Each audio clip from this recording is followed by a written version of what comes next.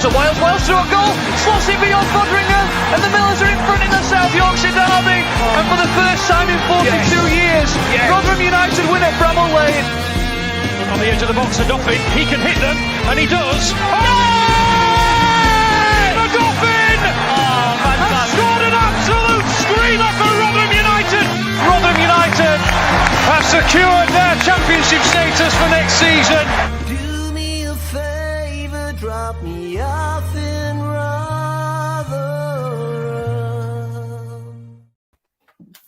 Hello everybody, welcome back to No Not Talk. This is the Rotherham United podcast. Thank you all for being with us. We have a victory, first victory of the season for Rotherham United. Plenty of positives to take from. Go through them over the next hour or so. We'll find out whether we were good, whether they were bad, whether there's some sloppiness. We will find all that out over the next hour or so. Looking back at the first victory of the season.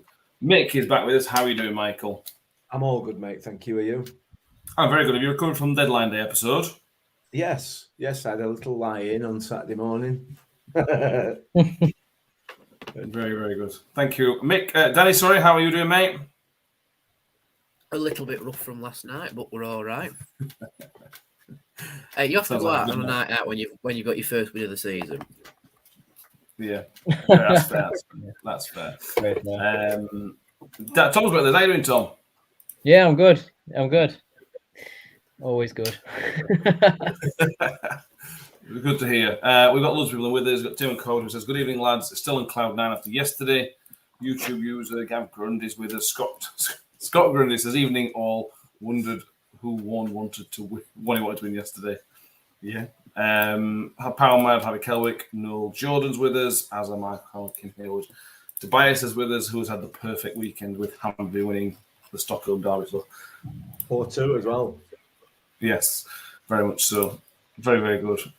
Jamie, evening all. Our first win, and heard note, but people saying, "Oh, Norwich were poor."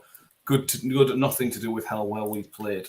Let's start there, mate. Let's start with performance before we talk about the specifics. I suppose we should be grateful, really, to Norwich for allowing us to score 2 goals. As David Wagner said, it was all purely down to Norwich City being bad that we won the game. Is that a fair reflection? Yeah, I mean, classy as ever, Mr. Wagner, into classy in defeat. Whatever.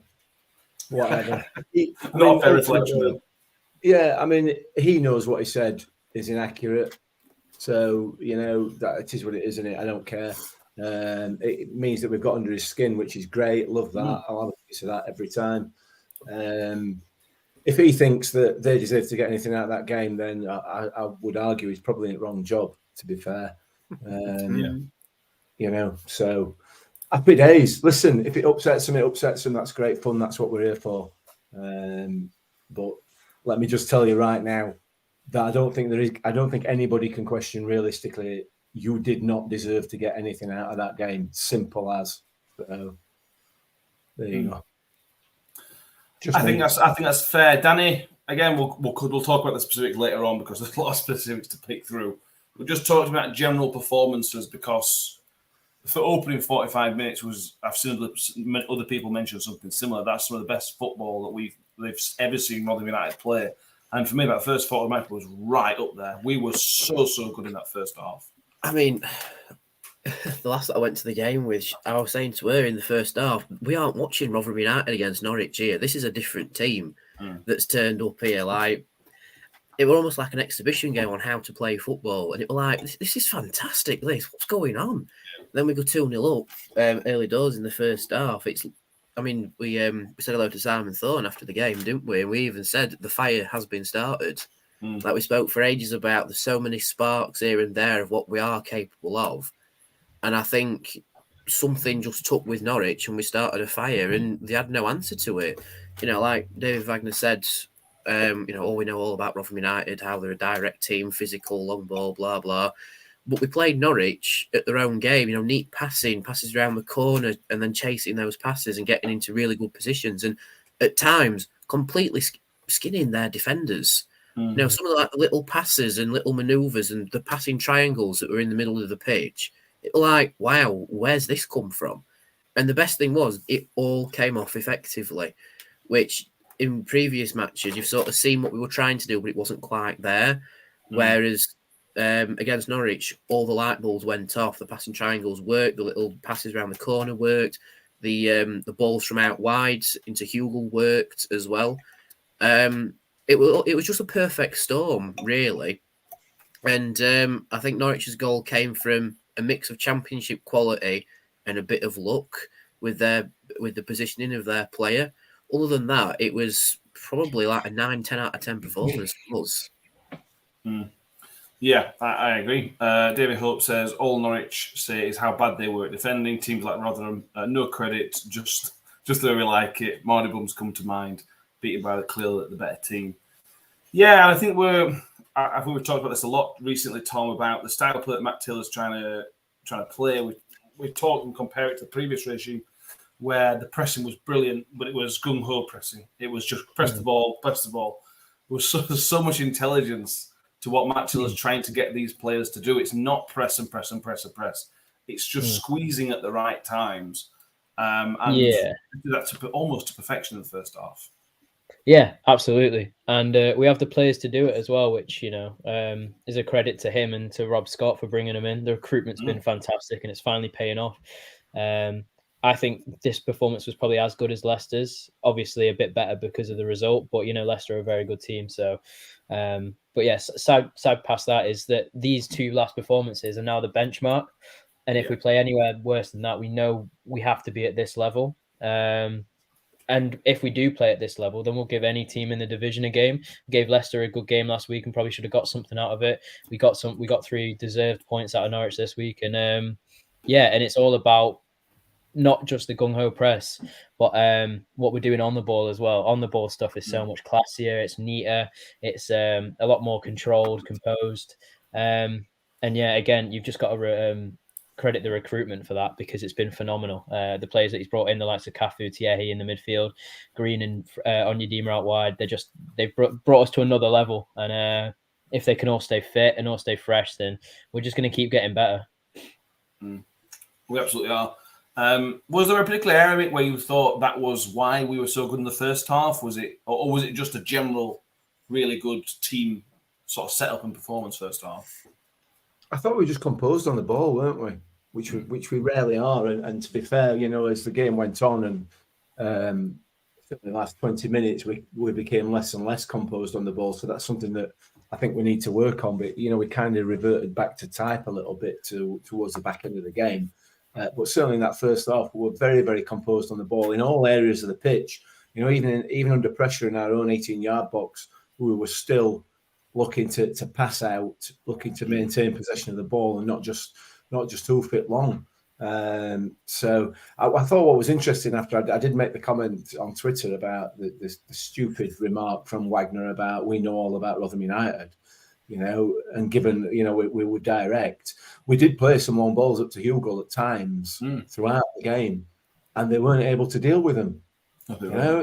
They were sort of 10 bob head at back. It went out for a throw in, a goal, a corner. They just couldn't deal with the thing that they knew all about, which was a bit bizarre as well. But in the main, I thought it was a composure on the ball, and I know we're going to talk about individual players, but there's a couple in particular in that midfield who are just making it tick at the moment. So it's great. It's great to see. It's great to see the progression from that car crash at Stoke to where we are in just 4 or 5 games time, and you can see what Matt Taylor's trying to instill in the team, and it yesterday it came to fruition, certainly for the first 45 minutes, maybe not quite as much in the second half, but it's hugely impressive. Hugely impressive.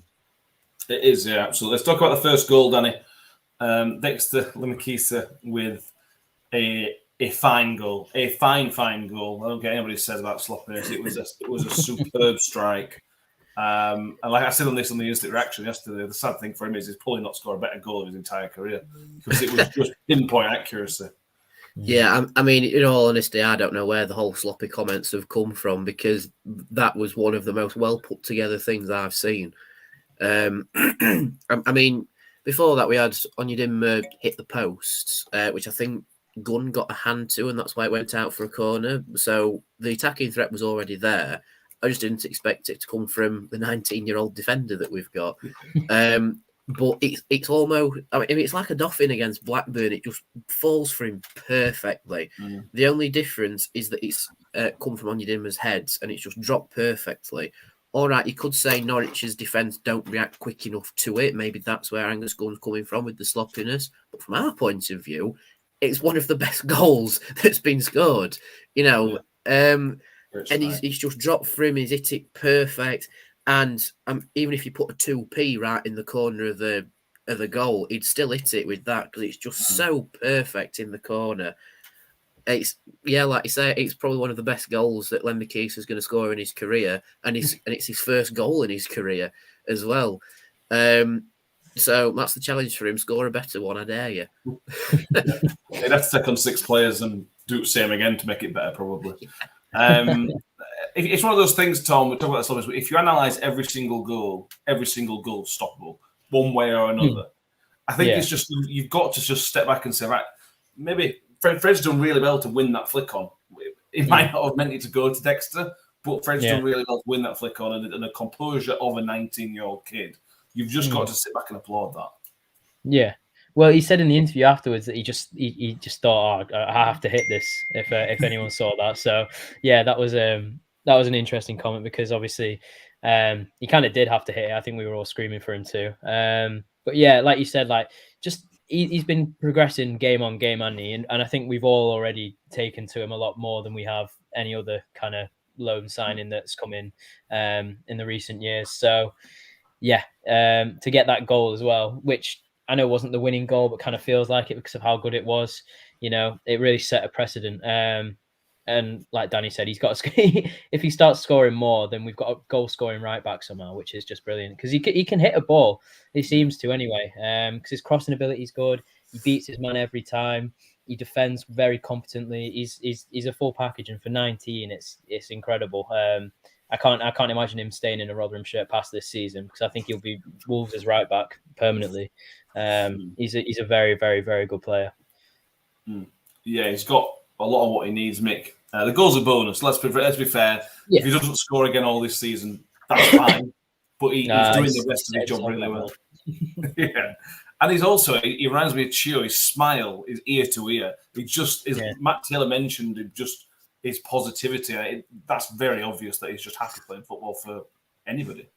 Yeah, absolutely it is, and you can like you say, you can tell that in his game. I mean, that goal was unstoppable. He's hit it. He's not in line with the goal. He's outside the line of the goal, and yet he's still managed to hit the side netting as it's gone in. You know, and I don't care what Mr. Gunn, says. He can say what he likes. He can claim that his big red nose and oversized shoes were stopping him diving for it. whatever you want to say. You know what I mean? He ain't stopping that, and there's no sloppiness about it. But they've got to try and talk it up, haven't they? Because they know that they shouldn't be losing to teams like Rotherham. So I mean, I say that slightly sort of tongue in cheek, but that's the attitude that they have to have, I guess, or feel that they have to have. But as far as Dexter's concerned, I mean, he's a player and a half, isn't he? He's an absolute player and a half. At 19 years old, man, it's great, and it was an absolute screamer of a goal, and it was unstoppable, So don't beat yourself up too much, Mr. Gunn. It's not your fault. I think if you compare Dexter, obviously last season with Norton Cuffy, who I think started off pretty well. But I think the difference between these two, and obviously anybody disagree if you want, I felt like Brooke Norton-Cuffy did the hard attacking stuff really, really well, but I think he lacked the basics. Whereas Dexter can do the basics really, really well, but then that attacking sense is also excellent as well. He's a better player, and I didn't think I'd be saying that, to be honest with you. He is a better player, no question. Yeah. Cuffy got called up for the England under-21s as well, just a little side fact. So that's a big step up for him. So he's clearly doing all right, but nothing on Dexter at the minute. Agree. John Bell just on the Norwich comment says if they were crap, he wouldn't come out and say that. Come out in the media and say that. They will always put a positive spin on it. But let's be honest here, the players and managers never really say what happened. True, I suppose. Yeah, absolutely. Yeah, they've got to say what they've got to say, haven't they, to try and keep the fans happy, if you like. But either way, whatever. Dexter has got his call up for Jamaica as well. I don't know whether you've seen that on social media, but he's been called up for the Jamaican squad as well, which is fully deserved. So yeah, brilliant. Yeah, like FC says, Wes Harding or Dexter. Yeah, poor Wes. But Dexter every day of the week, sadly, for Wes. Phil always mentioned on Dexter. The thing is, his maturity is impresses him in defence. I think, you're right. Cheryl Stone, can we tell Hugo every week that we are playing Norwich or West Brom? Danny, I want to talk about performances. Talk about the goal in a minute because there's a lot to pick out from the goal, to be honest with you. But Hugo stepped up in performance on Saturday. I thought he was excellent. He won everything that he needed to win. He managed to bring everybody else into the game. That was by far and away Hugo's best performance of the season for me. Yeah, definitely. And it's rather fitting that the one former team he didn't score against last season was Norwich, and this season he's now scored against them. So yeah, and Hugo really. I know Ollie was the captain, but Hugo really led the team forwards, if that makes sense. He sort of led them in the press, and also led them in defence in the second half whilst he was still on the pitch. To be fair, Hugo seemed to be back a lot more in the second half, and I suppose that's what you need when you go when you concede a goal quite early doors in the second half. It's almost like all the leaders on the pitch rallied both with each other and with the team to go, right, we need to defend this a bit more now. And I think we did. I think in the second half, it still felt like we were chasing a game, like chasing a winner, even though we were 2-1 up. And we're not quite used to that. We're used to like it coming back to 1-1, and then we try and push really hard for a winner, and then maybe concede later on. That's sort of the thing we saw at the start of this season. But in the second half, it's like, I've said this on the post-match, I almost forgot we were winning 2-1 with how we were playing, because we were trying to push for a third goal so hard, and it nearly came off on a few occasions. But like you say, Matt, that is Hugo's standout performance so far this season. And we've also learned he's been playing with a knee injury. So that I wouldn't say that's it's sort of an excuse for where his position is being performance-wise early doors. But he's majorly stepped up. Maybe that's the case because of the international break, and it's like one last big push before he gets a rest, potentially. But no, I really liked how Hugo played. That was definitely the Hugo we were used to, shall we say? Yes, I agree. And then the goal, Tom. I mean, you can take a pick from Cafu with the stunning ball, or the really, really intelligent run that Hugo did to do his man. I just thought again, it was. You could you can analyze it and say they could have done better, but for me, that was just a really, really well worked goal. Yeah, well, like Danny was saying before, with the cute interplay, it was that in the corner again between Dexter, Rathbone, and Cafu, and they've been doing that for the last couple of games, and not really quite coming off, but this time it did, and it's a good header as well. Dive into the floor away from goal. It's a really good header, great ball in. Just a fantastic goal, really. And whether it is this knee injury that's made him, a bit less sharp, or Nombe coming in, you never know. But yeah, stepping up his game was definitely needed. Because I think for the last couple of games we've all thought we needed a bit more from him. So, happy for him, and hopefully this kicks him on as well. Hopefully it's not a case of he scores a goal and then kind of sulks back away and does the dirty work, but not quite with the finishing product. But yeah, he should hopefully kick on here. But again, it's Cafu's quality is just telling. Set pieces again, and that cross was sublime. Honestly, so good. Yeah, it's just a great goal. It just shows that we can do all types of goals as well, which is great. Yeah. Shelley, on Cafu, we take a moment to appreciate how good Cafu is. How on earth we've got him, I'll never know. I mean, just on the cross, mate, it was pinpoint. He's got that in his locker, hasn't he, Cafu? It was seen with set pieces of the goal for the only dimmed goal against Blackburn, and the corner for Sean Morrison against Stoke. He can put a wicked ball in, and that's exactly what it was. And Hugo's the man. If out of anybody in our team, I want Hugo to be running onto that because it can be deadly, and he showed that he was. He's different gravy, isn't he, Cafu? To anything I've ever seen, really, as a Rotherham United player, in the sense of his delivery, His delivery is, like you've just pointed out there, on a number of occasions so far that have led to goals, but also that haven't led to goals as well. Yeah. You know, it's absolutely fantastic. You know, his work rate is immense. He's so un-Portuguese in his approach to the game. You know, he does the dirty jobs. He does all the dirty work, and he does it incredibly well. He maintains possession very, very well. He's cool, calm, collected on the ball, and then, like you said, just to top it off, those deliveries are just ridiculous.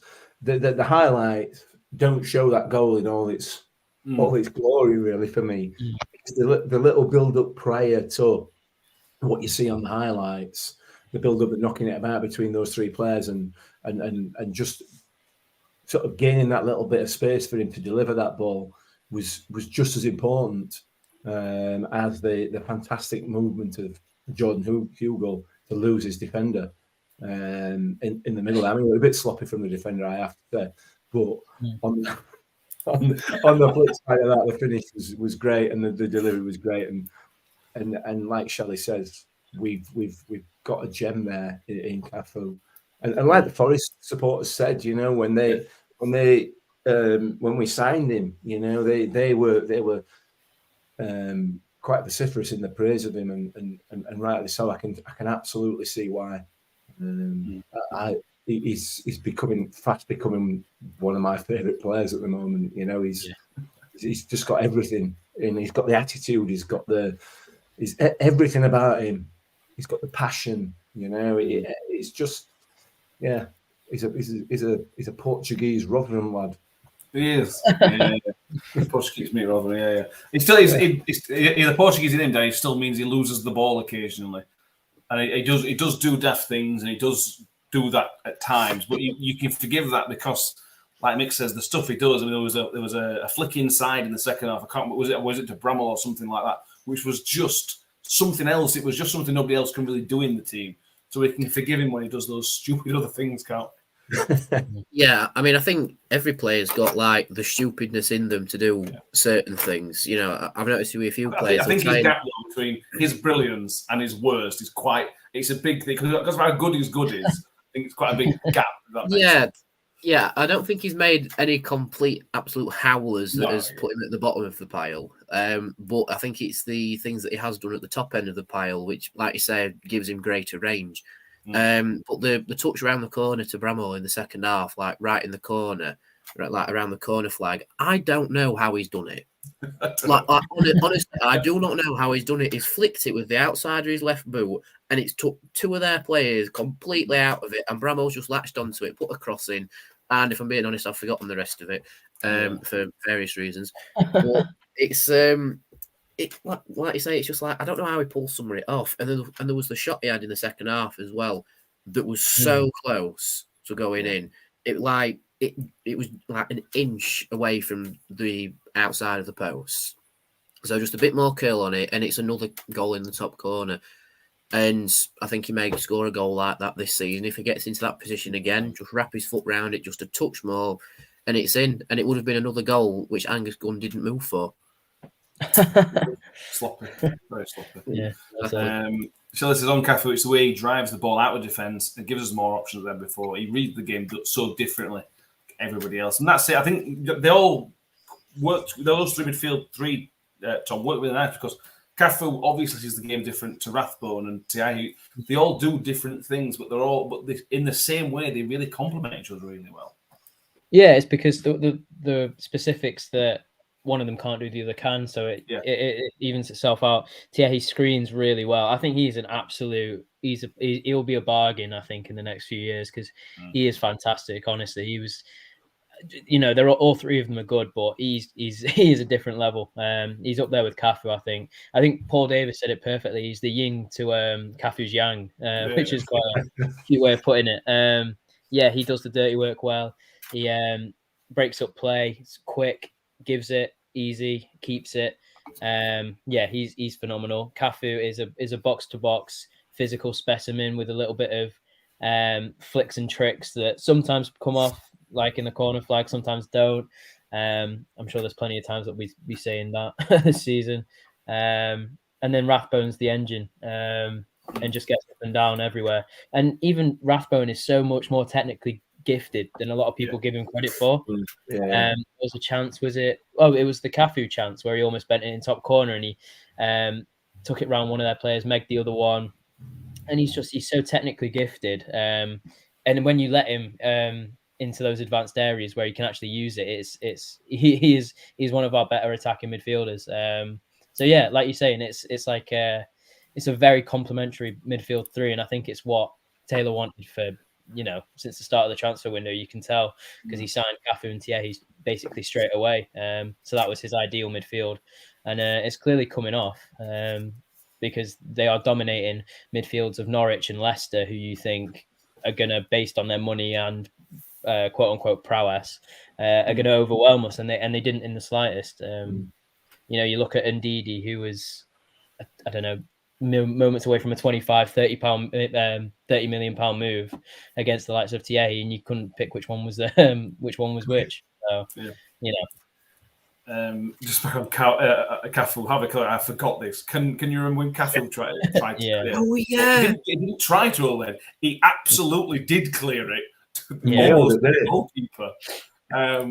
It's just a shame it went straight to their player, isn't it? But other than that, it was very good. Yeah, and that's what I mean about Cafu. Can you imagine if he'd have scuffed that and it had just dropped it? With him on the floor, but it worked. In by dimensions, Leicester managed last week being full of praise. Gracious in victory, Leicester were, not defeat. Maybe that's the difference. I don't know. Simon Thorns wants to say hello, welcome. He says, while we're rightly eulogise about the Mighty Mills, let's not forget the Rotherham women won today and Parkgate had a great win. Yeah, after a 1-0 89th minute winner, I think it was, against Grimsby today. So well done. Perfect for an opening day win, that.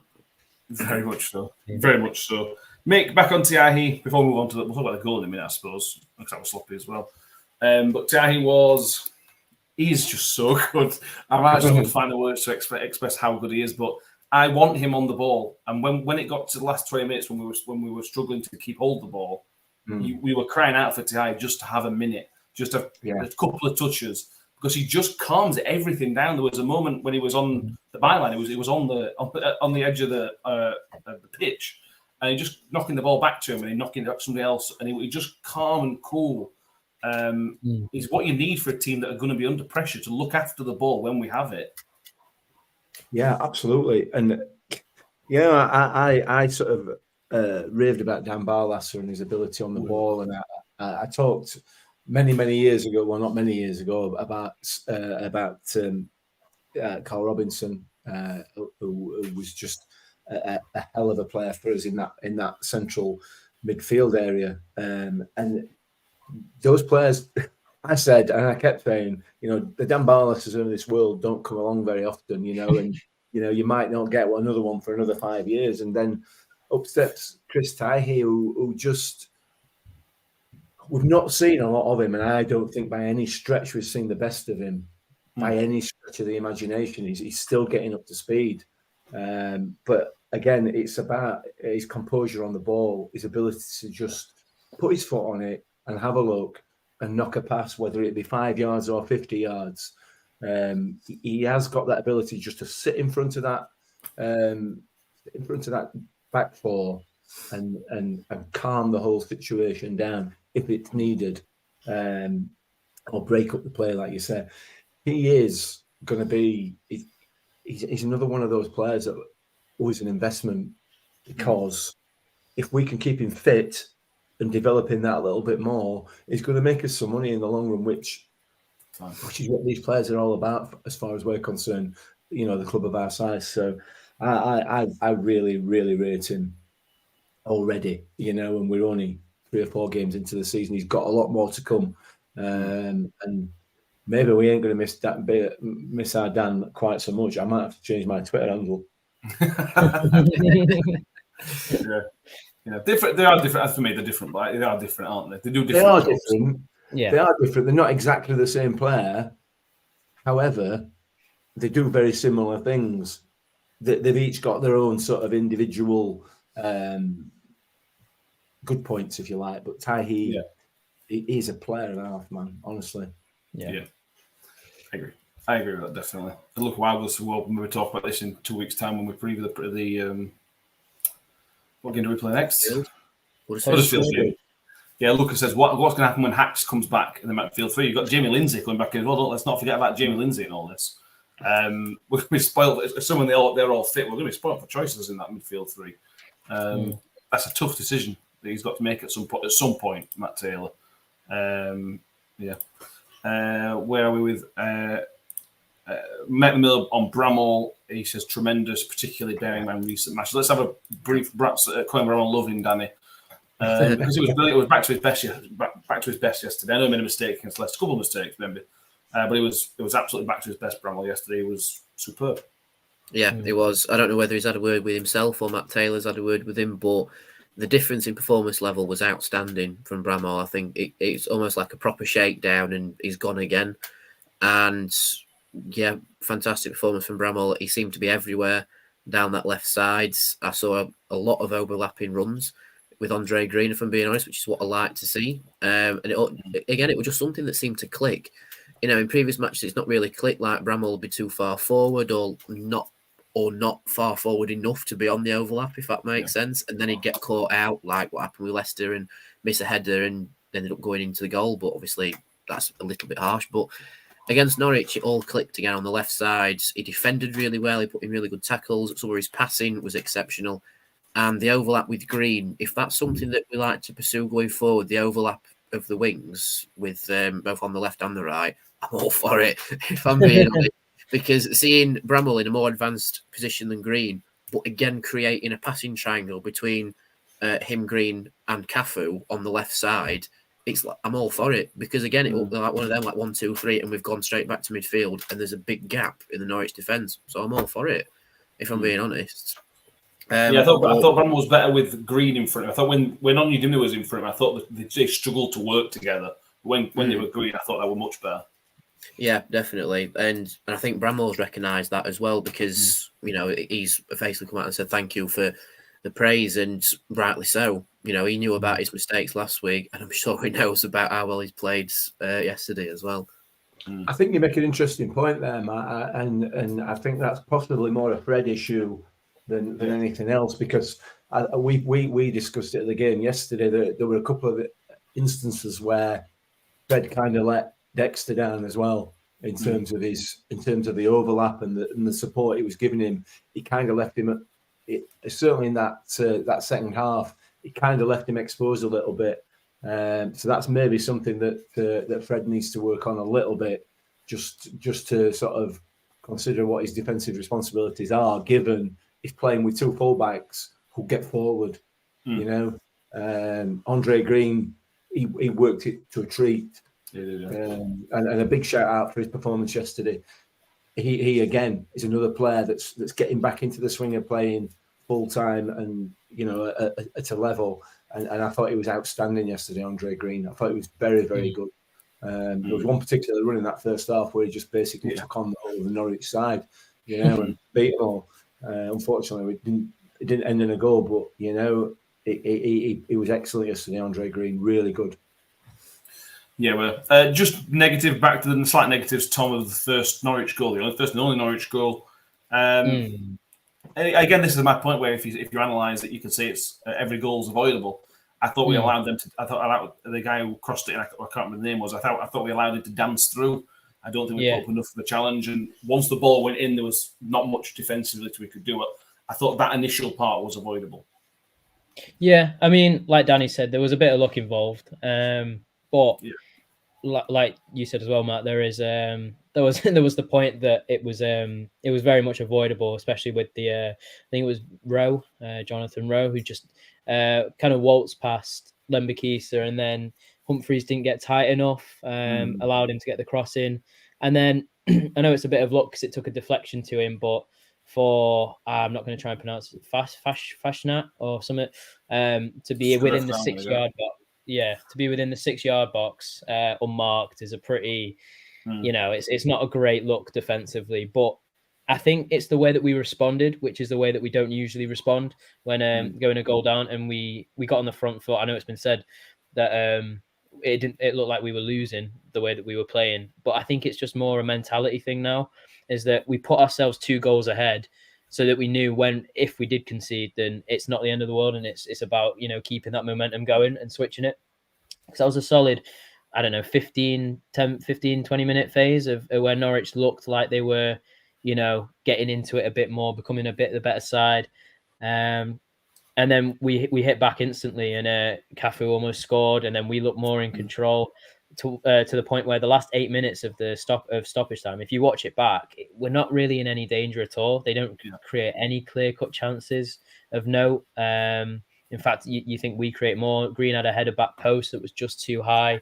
Cafu had his shot near about an inch away. So, looking at it back, it was pretty comfortable in the end, apart from one lapse in judgment with Humphreys not getting as tight as he possibly should have done.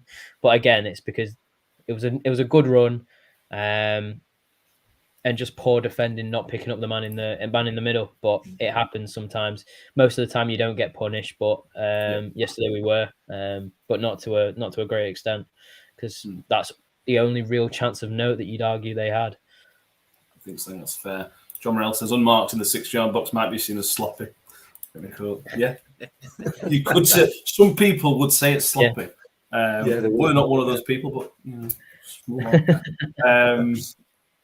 just in terms of reactions, Mick, Shelley says, did anyone else think that when they scored, here we go again? He says, I'll be honest, I thought it had 3-2 written all over it. There's 2 parts that we've talked in the last weeks about dealing with adversity and dealing with things when they turn. I think I would like to go back to the first goal. After we scored the first goal, we almost conceded instantly. There was a real drop in concentration where we scored, I think it was almost from the kickoff. And then we regrouped and did it again. And then when the first goal, when the Norwich goal went, I think I said to you, there's no way we're getting 3 points out of this. I just couldn't see it. But then we defended really, really well. We didn't just sit back and 11 men behind the ball. We're still going to have a go here. We're still going to put pressure on you so you can't do comfortable. And that was the difference between the Blackburn game when we couldn't put pressure on. And that's why we won the game to me, because we were able to put the pressure back on them. Yeah, we were, and it is something that I think Matt Taylor will have identified it, and the players will have already identified it as well. That it's something that needs a little bit of work. It's a psychological thing rather than anything else, isn't it? And like Shelley says, having that thought and what you said to me, we're not getting 3 points out of this game that's more of a throwback to what we've experienced the last few times we've been in this division, rather than the capabilities of this team. Because they're more than capable of seeing games out. They are more than capable of it, as we showed eventually yesterday. However, it's a habit, and somebody mentioned it on one of the previous podcasts about losing being a habit. It's also a habit of scoring a goal and then sitting back a little bit. It's a habit that needs to be broken. And I'm sure they'll be working on that. I'm absolutely positive. Given the quality of this division,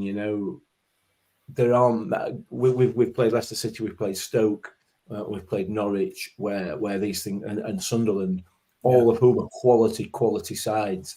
That's not going to happen to you every week, albeit it's still something that needs to be ironed out of the game. So, yeah, he'll be working on that. It's easy to say it now. At the time when you said what you said to me about, we're not going to get out of this game, I kind of thought, no, I think we probably are. It just felt that we were. But, I mean, it's dead easy to say it now. It just, I felt at the beginning of the game, I've been positive all week in my own mind, but I didn't want to verbalise it, but it just felt like a game that we could get something out of. I think I said it on the post-match, the sort of stars were starting to align. They've had this fantastic start to the season. They're a wonderful side. They've got a massive away following. They're playing little old Rotherham. It's got an upset, in inverted commas, written all over it, particularly in looking at their start to the season. So But I didn't feel that way. I'll be honest with you. I did. I might have said I did multiple times. Yeah. There was the save from Victor tonight, 2-2, and that's sort of when my mind started to shift. It's like, oh, we could just, and then as the game just ticked on, I slowly got more and more confident. But I'll just highlight the comment that Harvey put in a second ago. Yes, I completely agree. I think Hugo's mindset just went, here, I could get the goal myself here. And you probably just didn't see Rathbone with the tunnel vision that comes in those situations. But that was the prime for 3-1 right there, I think. Because you had Hugo, Ollie, and I think Green making a run on the left-hand side as well. So that's like, but then we put ourselves in that position. So again, slightly different passage of play. It's 3-1 against Norwich. But in that moment, unfortunately, it isn't. But in a future match, it could be. And I think that wasn't the only moment, though, was it? That's what we're going to come on to. There was 3 or 4 moments. Tom mentioned the Andre Green header, which was an inch away from being 3-1. There was a couple of the moments when we were 2-1 up, protecting the game, when it could and should have been 3 or 4-1 in the end. Exactly. Still good. There was a moment where Tom Eves just didn't quite sort his feet out, and he could have had a pocket goal. And I think we were all willing him just hit it, but he couldn't sort his feet out. But it's interesting to mention about like protecting a lead. And I think the 2 games where we've scored first and not really protected it is Blackburn, Omen, Sunderland away. I think they're the 2 games where we've scored first and not protected it. Blackburn slightly different because we went a man down, and I think that really affected us both on the pitch and psychologically as well. And Sunderland, it was always going to be hard at the Stadium of Light with that many people against you, to be fair. And the fall off after 70 minutes, which was at the time due to lack of depth, fair enough. But we've got those mistakes out the way early doors. And I think this is the first time where it's quote unquote a level playing field where we have protected it and seen it out and could have scored more. Fair enough, it took some saves from Victor and some very brutal knocks to Victor as well in collecting the ball for us to see it out. But we did, and I think that's the important point. And it's given us the confidence to go, look what you can do. And we can take that into games further down the line.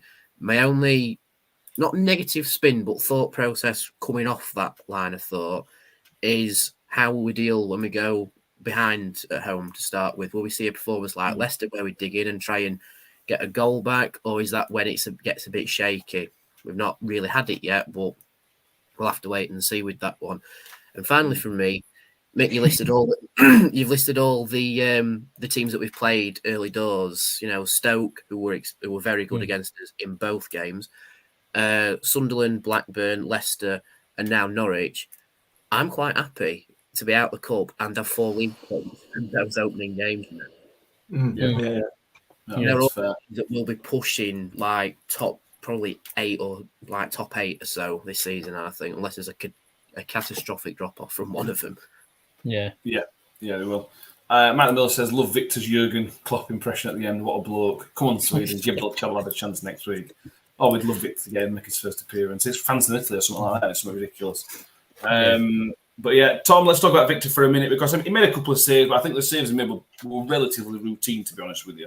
What impressed me about Victor was at the end where he just came and cleared players out on 2 or 3 different occasions, which then allowed the team, that helped us manage the gap. So this on the instant reaction. So I am repeating what's doing, so apologies, but he just managed, he allowed us to manage the game by, he took a lot of knocks, to be fair. He took 3 or 4 big knocks from Ashley Barnes and others.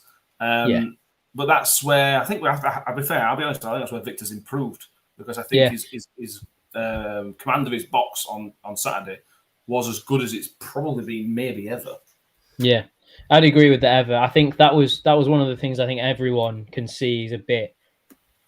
That's the area where he definitely needs to improve, because his height doesn't help him. I know he's tall, but he's not a 6'5" keeper who can claim anything in the air. But even the fact that he wasn't punching and he was claiming them is something he hasn't done. I don't think I've seen him claim a high ball, often in games, especially not twice in 5 minutes or whatever it was towards the very end. So, for coming out and doing that, you definitely got to give him credit, whether it's the coaching staff or whether he felt he was in a better position, or whether it's his own confidence to think I can, I can wipe some players out here. You know, it's whatever it is. He's just got to keep doing it, because as soon as your goalkeeper commands your 6-yard box, then your defenders feel more comfortable and they start to command their own 18-yard box. And then, you know, it's definitely a domino effect where as soon as the goalkeeper's in command, defenders are, midfield are, and then your forwards are, and it's a great great defensive performance all around, and it just alleviates any kind of stress. Like I said, at the time, you obviously are thinking, the worst, you know, Norwich are going to equalise here, blah, blah, blah. But now that you know that they're not, watch the last 10, 15 minutes back and you can see we were not, like, there was no danger. There was a couple sniffs here and there, but they were quelled so quickly. It was really good to watch. It's really satisfying as a Rotherham fan to watch a game and think we actually aren't in any danger here.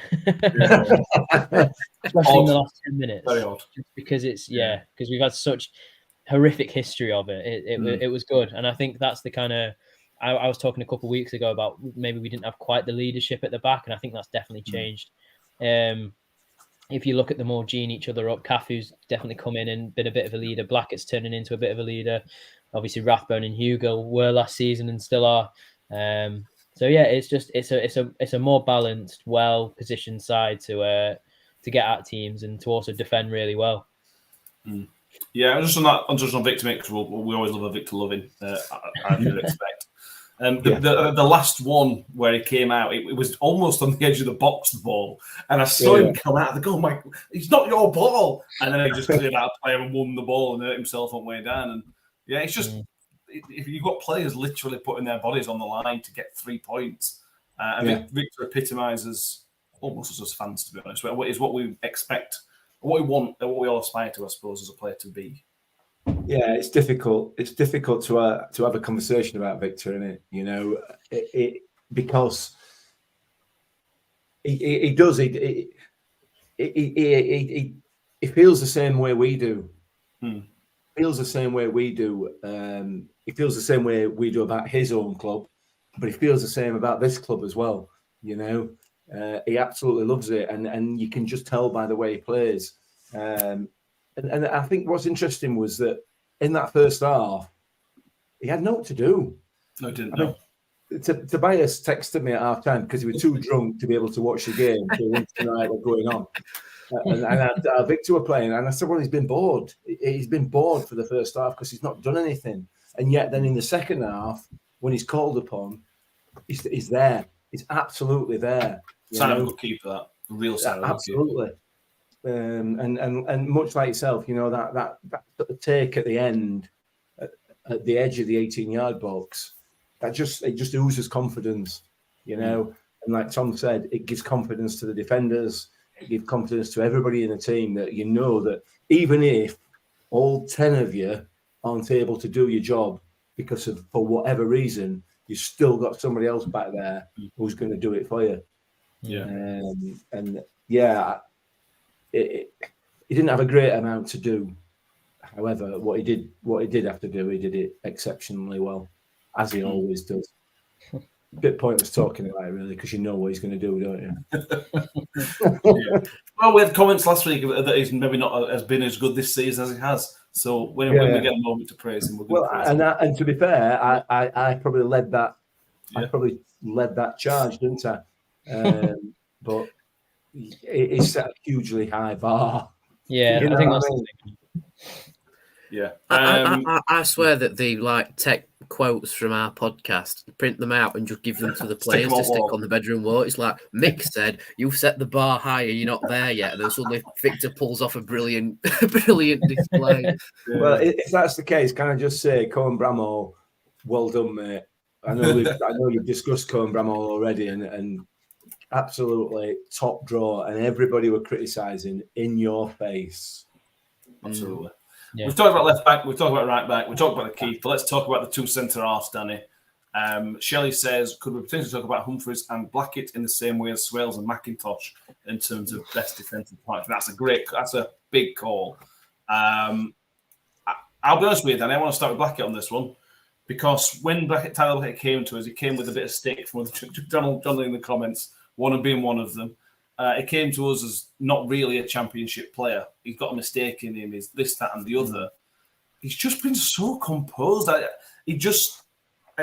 I watch him, I just think he's a championship player, and there's not much more I need to think or do about him. He just looks comfortable at this level. Yeah, I mean, I was saying this yesterday. To say we signed him in March of this year as a free agent after he left, was it Cincinnati that he left? Yeah.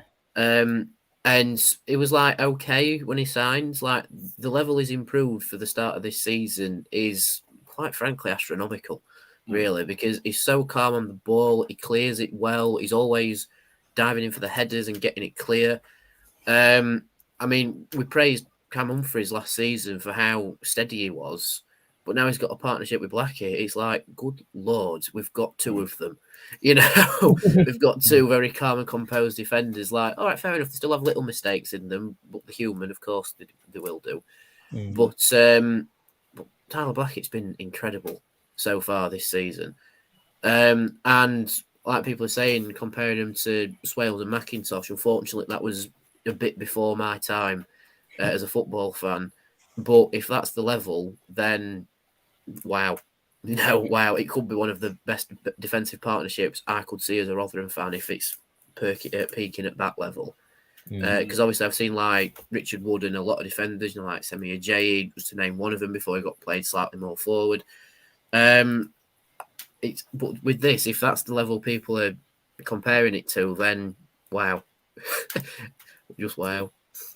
John Morrell says Tyler Blackett is a better netball player than a footballer. You must have his long-lost twin brother. Number six. Yeah, but they complement each other really well. I mean,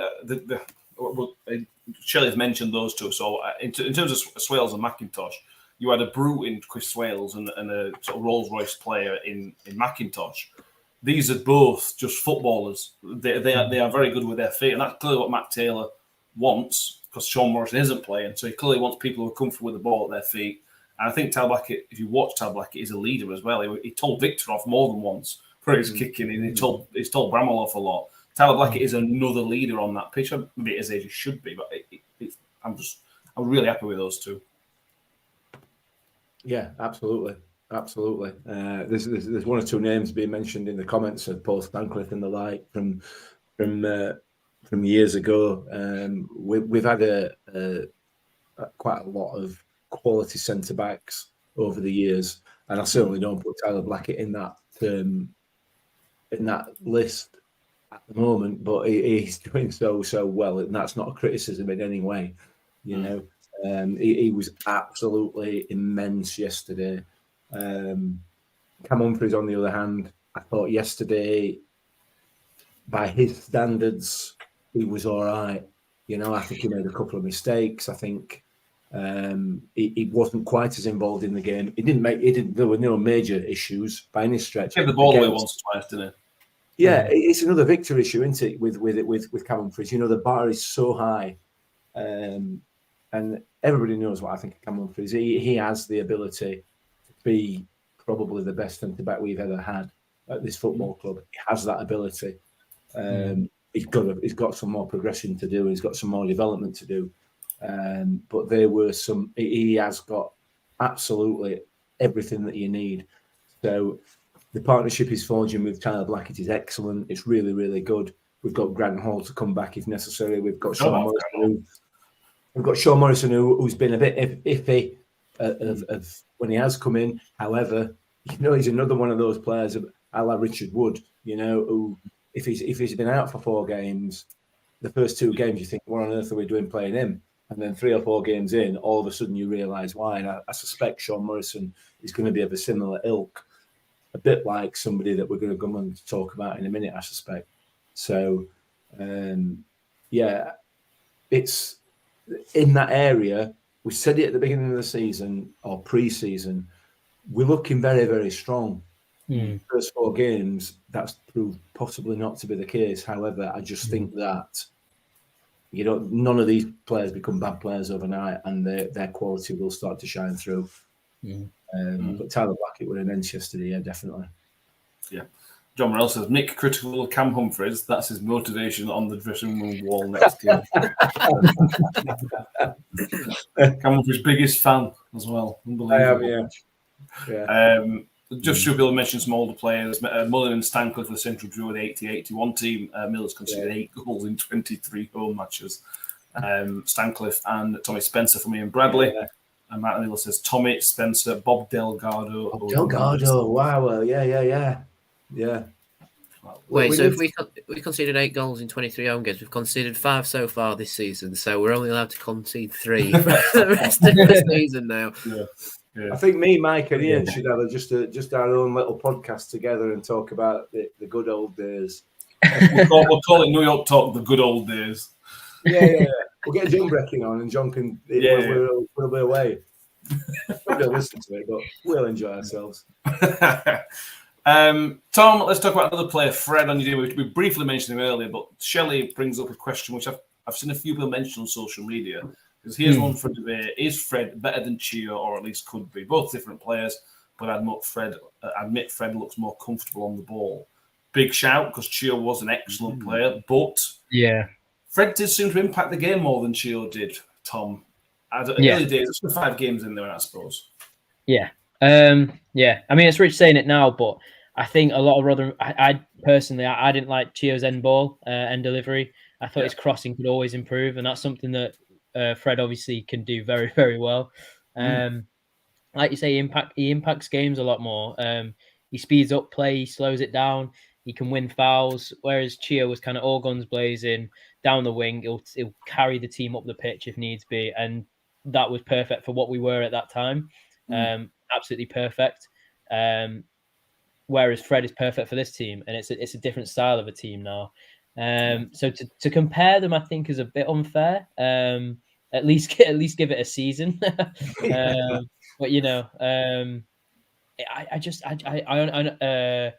I honestly think that they're the sort of, if you have both of them in your squad, you're looking at 2 fantastic wingers. Fred on the left, Chio on the right, because they give you different outlets, different styles, different kind of abilities on the ball. But yeah, I personally prefer Fred at the minute just because of his end delivery. I think it's a lot better than Chio's, but Chio's overall play for what that team was magnificent. Literally sometimes physically dragging us up the pitch from our own box to their box and winning a foul. It's what we needed around that time, and it's something that won't go amiss now. But for what we need, a bit more composure on the ball, a bit better playmaking ability. Fred definitely fits the system better. So yeah, again, it's a bit unfair to say to compare them. Just enjoy them both. John Morell says different players and different levels, but I suggest you may be a stronger team now, or I thought Chio was more of a lone wolf player. Danny, on anything on the Fred Chio debate? 4 games because he got banned for one of them. I think the argument of like Onyedinma being better on the ball, he certainly is when he's out wide. Sort of like looks after the ball and then creates passing triangles. We seem to be quite high on passing triangles now, don't we? Like between Onyedinma, Lembekisa, and who was the other one? Anyway, it may have been Cafu again. It may have been Rathbone at times as well. But anyway, he seems to like Onyedinma has better close control, I think, with the ball. He's not really a runner. I think Chio was a runner. He'd like pass the ball, they'd play it long, and Chio would bomb after it, and then either cut inside and shoot, which we saw later on when he was deployed more of a striker, or bring the ball into a crossing position, which we saw early doors with Paul Warne. Whereas Onyedinma seems to be a different player. He seems to look after the ball, create the passing manoeuvres, and create the space in the middle by dragging players out wide to effectively try and deal with him. So for me, they're very different players in that regard. But in terms of the impact that they have on the Rotherham team as a whole, I would slightly tilt it in Onyedinma's favour, if I'm being honest. Yeah, I probably agree. Chio were better with Barca, weren't he? When Barca weren't there, I felt Chio missed that outlet and that ability to just ping it 70 yards into a little tiny bit of space, which Chio could make that run. But Mick, let's talk about Fred. It's brilliant. We're lucky to have a player like Fred. He improves the team. That's what Matt Taylor's talks about, and that's what we talk about in terms of recruitment. He has improved the team. Yeah, he has. He has all the people that this manager and Rob Scott have brought in have improved the team. I think probably without exception, given the January transfer window and this transfer window, I can't think of one who was not really cut the mustard. I just can't. I mean, the argument might be for Tariq Fosu, who was intermittent in his form, but the rest have all been either upgrades or slightly different players to what we've had before. So Fred's a great player. He's a great player. He's so dangerous. Wherever he plays, he creates danger. And yeah, it's a great acquisition for us, albeit on loan, but he is out of contract at the end of the season. So that's something, obviously, come March, April, May time that we might be wanting to look at, depending on how he progresses throughout the season, assuming that he's going to progress. Again, one of the things when we talk about at this stage of the season, these players they're not at their peak now and will never get any better. Yeah. Particularly given the age of some of the people that we're bringing in, they are all going to develop. They are all going to get better, and they're all going to get better within the system that our manager wants them to play. So it's all positive, isn't it? And Fred is a sort of beacon of that, really, isn't he? He's still a youngish lad. He's going to develop, and he's already a real danger. So yeah, it's very, very positive at the moment. We've done an hour and we haven't talked about Nombe coming on. Jesus. We'll talk about Nombe briefly and then we'll finish up because we're up with an hour and 2 minutes already. Danny, Nombe came on at a time he then changed the system, changed it to up top. Thoughts on Nombe's first 25 minutes in the Miller's shirt? I think it's hard to comment on a player's first 25 minutes, because it's such a fine window to judge a player on. But I'm going to echo what Matt Taylor said. He came on and he looked very rough around the edges, if I'm being honest. But you can also see there is a player to work with there. So when we had to press Norwich's back line, he bombed after the ball like a bat out of hell sometimes. And if it were me, seeing a player of that size and power coming at you at that speed, I'd panic on the ball. That is for sure. But it's interesting that's Taylor's tactic. Warne's tactic was, we need to defend a lead. We'll bring on another defender and go to 5 at the back. But we took off a midfielder and went 2 up top, which sort of gives their back line more to think about and how's that going to impact the game, which then actually limits them pushing forwards. Because when you see an extra defender come on, it's like, right, we can just attack now and not have to worry about too much of a threat at the back. Whereas this is like, they've brought a striker on. We need to think about both ends of the pitch still. And I think Nombe suits that tactic because, much like in George's regard, because it's a bit rough around the edges, you don't quite know what to expect from them. And I think he played that role really well. And I think now that we've got the international break to really bed in the newer signings and get them up to speed with effectively how it all operates until the next game, I think we could see a real player with Nombe because everything's there. It just needs to be brought together, if you like. Think of Nombe like a cake. We've got all the ingredients out and we've seen what the ingredients are. And now it's down to Matt Taylor to make the cake again. He's done it already with Exeter and now he needs to do it at Rotherham. And not to put too much pressure on the lad, but I can see big things coming from Nombe in the future. I thought you were going to use the line from the meme about letting him cook, Danny. I'm disappointed you didn't use the line. Well, he's making a cake, so technically it still does need to be cooked, doesn't it? Just let him bake. Exactly.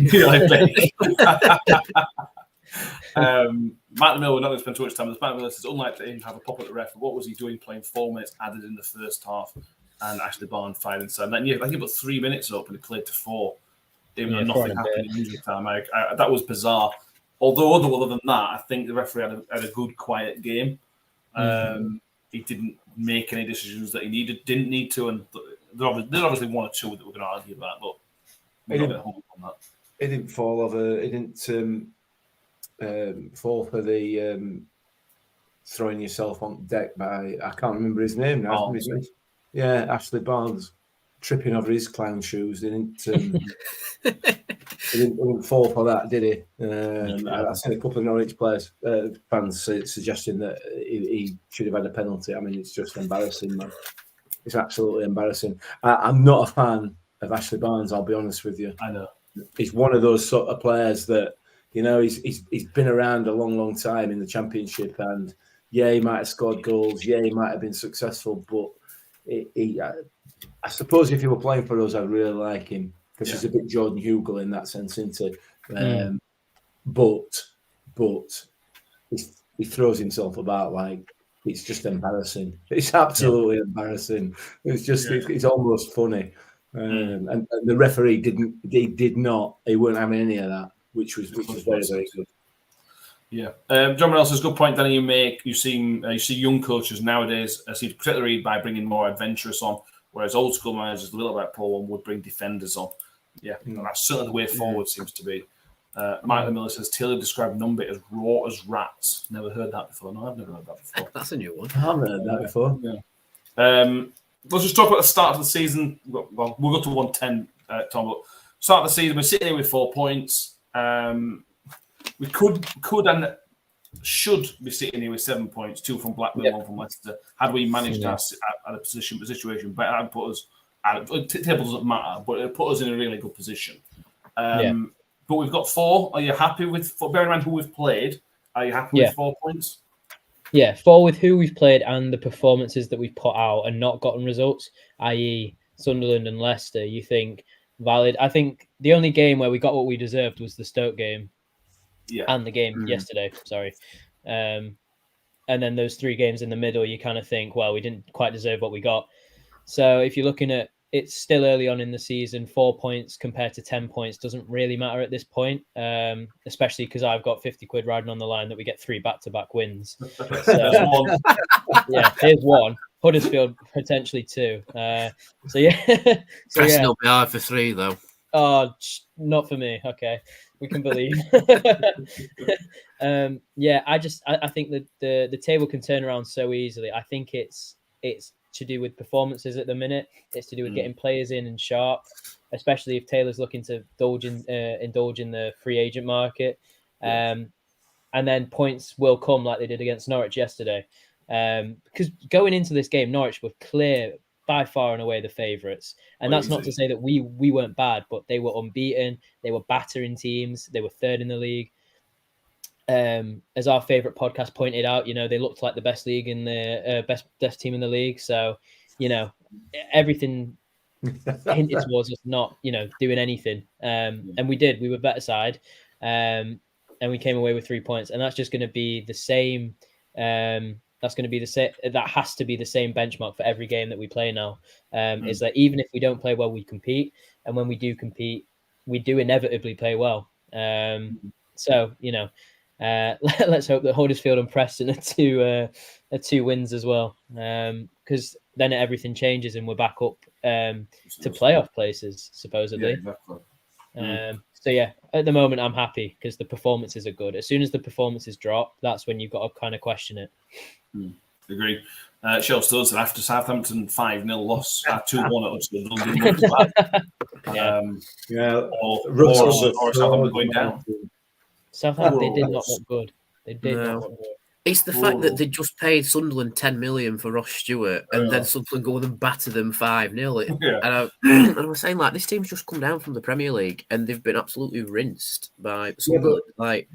Sooner or later, somebody is going to realise that Russell Martin is not a good manager. Surely somebody's going to realise this. He keeps doing the same thing, you know. He does the same thing every time, wherever he goes. He's got no plan B. He has only got plan A. And on Saturday, he got absolutely 100% what he deserved. He got found out. Hopefully, he's going to get that again this season. Hopefully, against us. It'd be great. But he is not a good manager. Hopefully, they keep hold of him. Yeah. Yeah. John Mel said the same about Lampard and Scott Parker, though, Nick. Yeah, absolutely. Well, there you go. We will enjoy that game. Yeah. Hour 10. Anything else we need to mention very quickly? We've run out of time, which is a crying shame. Go on, Mick. Tom Eaves. I had it on his comments as well. Apologies. Yeah, go on, Mick. Yeah, I've been a critic of him. You know, I've compared his touch to my garage door a few times. But what I have also said is once he's got 3 or 4 games in, his touch comes back to him and he starts to impact the game. He came in on Saturday and it's his 2nd or 3rd appearance, possibly more actually, because he played at Stoke, didn't he, as well. He's starting to impact the game. His touch is getting better. He's starting to get a little bit of match sharpness about him.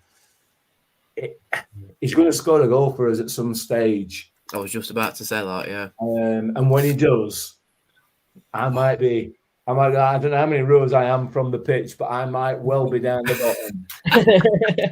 I hope he scores it in front of the North Stand because I will be on the pitch with him. I'm willing to risk getting banned when Tom Eaves scores his first goal for us. I just want him to do well. I don't ask me what it is. He is clearly a championship quality player. He's done it in the past, you know, and he's had a torrid time while he's been with us with injuries and everything else. And he's staying with us now. That's what he's here, isn't he? He's a Rotherham player. He was really good when he came on, and as you pointed out earlier on, I think he had a little bit of interplay with Nombe on the edge of the box, which had it come off, it would have no doubt led to a goal. It was just a little bit unfortunate that they weren't able to finish it off.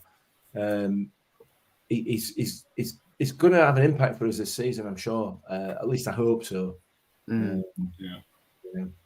Just in terms of comedy, it'd be funny if he scored a goal off his calf against Southampton. It's a 1-0. They've had 95% possession and lost to a 1-0 Tom Eaves goal. Well, that's 1-0 off his top knot. Yeah. Right. Final call. Anything else? Wonderful. I'm sure there's loads we can continue to talk about after this weekend. But, I saw a comment about away form. Do we want to discuss that, or we will save that? Because our next game's away from home, so that gives us our first topic for the next episode. Planning in advance. What's wrong with us? There we go. Yeah, I'll write on this just piece of paper. I'll write it on away form. Thank you all who have been with us tonight. Please do subscribe if you're watching on YouTube and give the video a like as well. We will be back at some point in the next, at the very latest, we will be back for the Thursday before the Huddersfield game. If there's any big news or anything that happens in the next week, which there could be a couple of signings, so that may mean we need to do an episode next week. If that happens, keep an eye on social media. Follow us on Twitter and Facebook, or X, on Facebook, and wherever else. Because if there's something going to happen, we will let you know. Please, if you're listening on iTunes or Spotify, make sure you subscribe to that, or follow us on Spotify, whatever it is, and give us a 5-star rating if you are happy with what you listen to. Tom, thank you very much for being with us tonight, mate. It's been an absolute pleasure. Yeah, always is. It's good fun. Danny, it's a pleasure. Thank you very much, mate, and I hope you'll go to bed and get rid of your hangover. Yes, me too, because I'm at work at 12:30 tomorrow for a 12-hour shift. And Nick, thank you very much. No rants, all positive stuff. Unbelievable. No, absolutely. We may well have some form of announcement in our next podcast. Tease. A musical announcement in our next podcast at some stage. Yes, we are writing Rotherham United, the musical. Yeah. The RUFC's already done that on your floor. We're doing the live stage show, though. Anyway, thank you, everybody who's been with us. Up the Millers, and we will see you all next time. Thank you very much. Up the Millers. Up the Millers. It's a Wales through a goal, slots it beyond Foderingham, and the Millers are in front in the South Yorkshire derby. And for the first time in 42 years, Rotherham United win at Bramall Lane. On the edge of the box for Duffy, he can hit them, and he does. Oh!